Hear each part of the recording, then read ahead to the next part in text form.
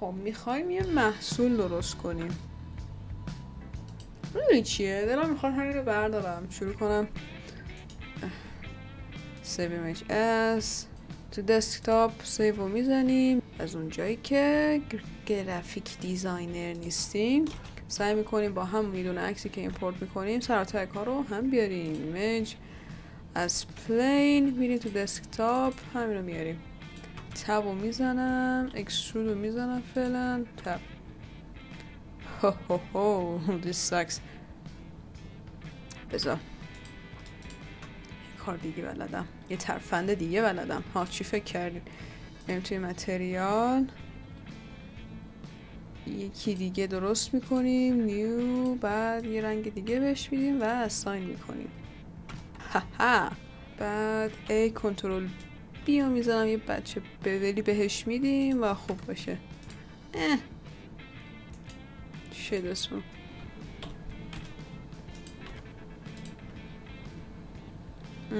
آر زد یکم از چند جهت آر از طرف ایگرگ هم بچرخونیم، بیاریمت بالاتر. شیفت ای میتونم یه پس زمینه برات درست کنم. هولاب نظرم جالب نمیاد این زیاد. کمت میکنیم این فلجی میشه. بهتر شد، خیلی بهتر شد. تبو میزنم، باز اندازه رو بزرگ میکنیم. اینو یکم جا به جا کنیم در راستای X. دوباره اکسترود میکنیم در راستای Z. خوبه. رول B تیکن رو کم لول کنیم. خوب به نظر میاد. شید اسمود تو هم کوچیکتر میکنیم. خب حالا باید دوربین رو ببریم دقیقاً به سمت خودش. نه از سمت ایگرگا هم یکم بچرخونیم، یکم بهش چیز بدیم. بنفش نارنجی خوبه. اوکی حالا بکگراند رو چه رنگی کنیم؟ اینا احتمالا نارنجی کنیم. صورتی همیشه رنگ قشنگیه برای من. یک کار دیگه که باید بکنم اینه که نور رو درست کنم. نور خیلی زشته. حالا میخوایم نور بندازیم روش. از ایریا شروع میکنیم. جی زد. خب کم میارم ات بالاتر، همچین بدم نیستا. کم بذاریم 50 میبریم ات خیلی بالاتر. شاید بتونم یکم هم کجش کنم. به این سمت میچرخونیم. خوبه دقیقا تا اینجا هم چیزی نیافته. خب دوتا چیز دیگه میخوایم. حالا نور دیگه اینم میبرم میذارم من حالت دیسک. بیا بالا بریم چیکارت کنیم. خب یکم کوچیکترت میکنم میارم اینجا سمت ایکس ها میچرخونمت. بعد بذار تو میدونه اینن اون سمت ببرم. خب تو رو با خیلی نورتو کمتر. تو 10؟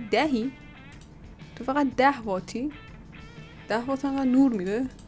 5 یه رنگ خاصم بهت بدیم اصلا پوینت.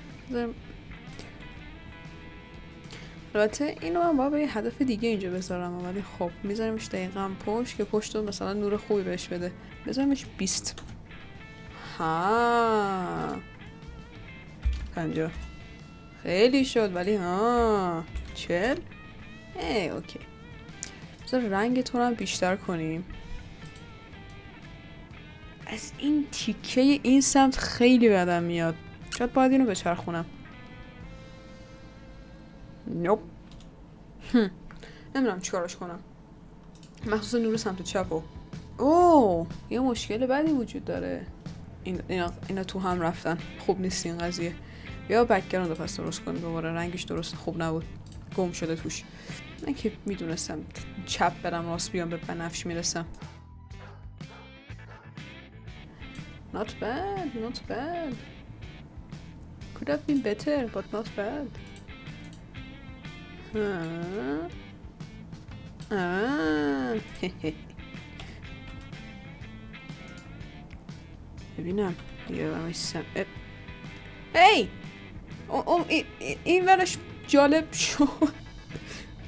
خب اینو دوباره دوپلیکیت میکنم میبرم پشت. چه قشنگ. شیفتی جی رو محور ایگرگا جا به جا شو. به به. حالا یکم با این ور بریم. همون نارنجی رنگ خوبی بود، مکمل اوکی بود. جاشو شاید بتونیم یکم این ور اون ور کنیم. رنگ بکگراند هنوز زیاد نه، ولی خب یکم دیگه باش بازی کنیم. همین خوبه بابا، ولش کن. این فروت لوپ ها رو میخوام درست کنم. الان چیزی که ما میخوایم اینه که نمیتونم به انگلیسی تلفظش کنم. نسبت یه سری چیزا رو به نظر خوب میاد. این تب سکیل داون خوبه، خیلی ریستر، ولی کجاه اینها؟ هلو. خب اینجا معمولا دوست دارم چیکار کنم برای اینکه چند تا چیز رندوم بیارم. میتونیم یکم از جیومتری نودز استفاده کنیم، چون من دلم میخواد همه کارا رو بی‌دلیل سخت کنم. آقا کات مت ادیتور هستم. راستش من هم با جیومتری نودز و هم با پارتیکل سیستم سعی کردم که اون بیسکویت رو توی مثلا فضا و دور باکس پخش کنم و نتیجه هیچ کدوم رو دوست نداشتم، چون یه حالت خیلی ماشینی میداد به کار که کم غیر طبیعی بود و در نهایت ترجیح دادم که دستی این کارو بکنم. یعنی من حتی سعی کردم توسط متابال ها دقیقاً ناحیه ای که قراره توشون بیسکویت ها پخش بشن هم حتی مشخص کنم، ولی بازم جالب در نیامد. خلاصه که ادامه میدیم. جدی دارم وسوسه میشم دستی بذارم. تا الان اگه دستی گذاشته بودم تمام شده بود، رفته بود. خیلی خوب، از اونجایی که این بخش پخش کردن این بیسکویت ها میتونه کمی خسته کننده باشه، براتون یه مونتاژ آوردم. شات 1، شات 2، بوم بوم بوم و پایان. حالا بریم سراغ متریال. یه سر میخوام دوباره متریال در حقیقت رنگ این پس زمینه رو درست بکنم. بعدش هم میتونیم برسیم به متریال بیسکویت ها و اینکه چجوری یکم بهشون تکسچر و اینو بدیم. خب توی این بخش متریال خیلی خوب توضیح ندادم، در حقیقت خیلی گیج میزدم و کارهایی که میکردم زیاد معلوم نیست، چون توضیحی هم نمیدادم، صدام هم کم بود و این حرفا. کاری که اول از همه انجام دادم این بودش که ساب سرفیس بیسکویت رو بردم بالاتر. این باعث میشه که نور داخل خود حجم، داخل خود اون بیسکویت حالت بازی بیشتری داشته باشه. اگه مثلا پوست دستمون اگه دقت کرده باشید جلوی چیز که میذاریم، جلوی مثلا چراغ قوه اگه بذارید میبینید از داخلش هم عبور میکنیم، حالت قرمزتر میشه، یه همچون حالتیه. خب پس اینو بیشتر کردم که یه خورده بیشتر حالت ماده غذایی بده، کمتر شبیه پلاستیک بشه. بعد اونم دیگه رسیدیم به بخش نویز. اومدم برای اینکه طبیعی تر بشه خواستم سری پستی بلندی های کوچیکی روش اضافه کنم. برای این کار ورودی نرمال پرینسیپل BSDF و یه دونه نرمال نویز بهش وصل میکردم، ولی خب یه همچین چیزی نداریم. بعد دونه نویز تکسچر رو برداشتم، تبدیلش کردم به نرمال، از رنگ و از عکس تبدیلش کردم به داده نرمال توسط این نودی که اینجا هست و بعدش وارد ورودی نرمال پرینسیپل BSDFش کردم. دیگه کاری که میمون این بودش که فقط یه خورده بازی کنم و اندازه نویز و ارتفاعشون رو یه جوری متناسب کنم با چیزی که میخوام. این نویز و پستی بلندی رو برای جعبه هم انجام دادم و رافنس سطحش هم یه خورده کم کردم که شبیه جعبه یا کارتون بگیره. بعد این دیگه کار خاصی نمیمونه توی متریال ها، به جز این که اومدم رنگ های مختلفی از متریال بیسکویت رو درست کردم و به بیسکویت های مختلفی نسبتشون دادم. عذر میخوام که یهو رویه ویدیو عوض شد و دیگه کلا فقط دارم روایت میکنم کارایی که کردم ولی واقعا چیزایی که میگفتم اینجا اصلا مفهوم نبودن. بعد این دیگه فقط یه خورده پس زمینه رو باز رنگش رو عوض کردم. 10 بار از اول ویدیو تا حالا همین کار رو کردم ولی خب این یکی دیگه واسه آخرین بار قول میدم.